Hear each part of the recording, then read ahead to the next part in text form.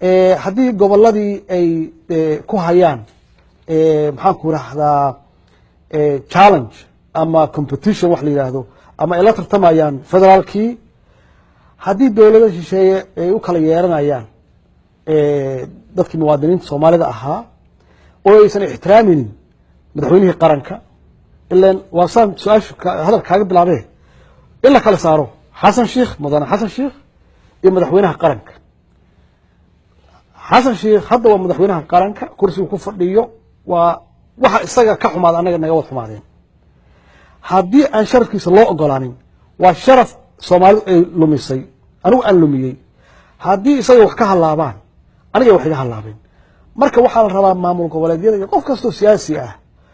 inuu u arko madaxweynihii qaranka uusan u arag xasan sheekh oo shakhsi ah Soomaali iyada meeshaas in lagu dhiso marka qarannimadii meeshaas lagu dhiso oo de aanan la aadin wadamo shisheeye aan kalsooni laga raadsan wadamo shisheeye